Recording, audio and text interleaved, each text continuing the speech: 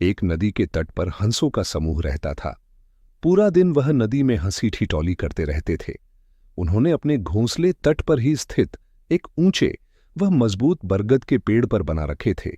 एक दिन समूह के सबसे बूढ़े हंस ने सारे हंसों को बुलाकर कहा, मैं पेड़ के पास ही एक हरी बेल को उगते हुए देखा है। उस बेल को तुरंत उखाड़कर फेंकने की जरूरत है, नहीं तो वह बेल आगे चलकर तने का सहारा लेकर ऊपर तक आ जाएगी।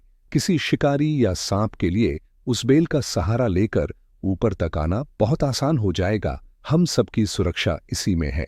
उस बेल को तुरंत नष्ट किया जाए। मैं काफी बुढ़ा हो गया हूं, अकेले उस बेल को नहीं उखाड़ सकता।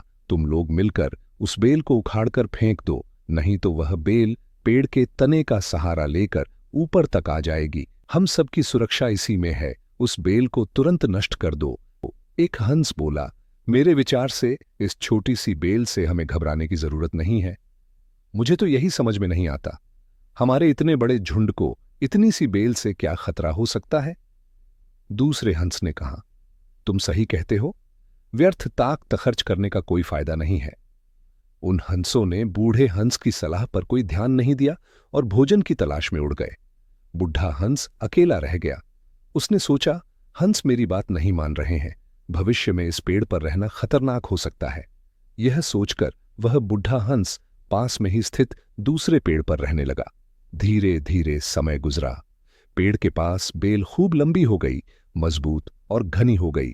एक दिन एक बहेलिया उस पेड़ के पास से गुजरा। उसने हंसों के घोंसले को देख लिया। उसने सोचा, अभी कोई भी हंस आसपास में नहीं है, निश्चय ही वे भोजन की तलाश में गए हैं। आज बढ़िया मौका हाथ लगा है। इतना हंस पकड़ूंगा कि मेरा कहीं दिनों तक आराम से काम चलेगा। वह बेल की सहायता से आसानी से पेड़ पर चढ़ गया, शाखाओं पर अपना जाल फैला दिया, फिर उसी जगह पर पेड़ से नीचे उतर गया। देर शाम हंस दिन भर कठिन मेहनत के बाद अपने घोंसलों पर वापस लौटे। जल्दबाजी में उनकी नजर बहेलियां द्वारा फैलाए गए जाल पर नहीं पड़ी।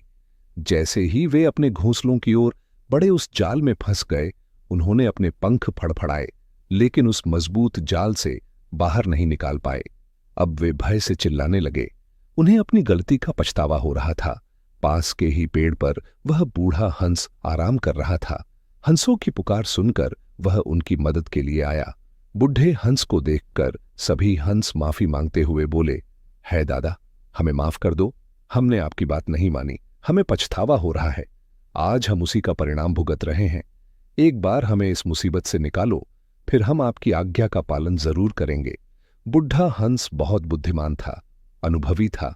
उसने हंसों को जाल से छूटने का तरीका बताया। अगली सुबह जब बहेलिया ने जाल को पेड़ से उतारा, वह देखकर हैरान रह गया। सभी हंस मर चुके हैं। दरअसल वे सभी हंस जीवित थे, मरने का नाटक कर रहे थे, लेकिन बहेलिया हंसों की चतुराई ना समझ सका। बहेलिये ने हंसों को मुक्त करना शुरू किया। जैसे ही हंस जाल से बाहर निकले, सभी हंस उड़ गए। बहेलिया आश्चर्य से चीखता हुआ उनके पीछे दौड़ा। लेकिन अब क्या हो सकता था? शिक्षा हमें बड़े बूढ़ों की बात को नजरअंदाज नहीं करना चाहिए। हमें बड़ों की बात मान लेनी चाहिए।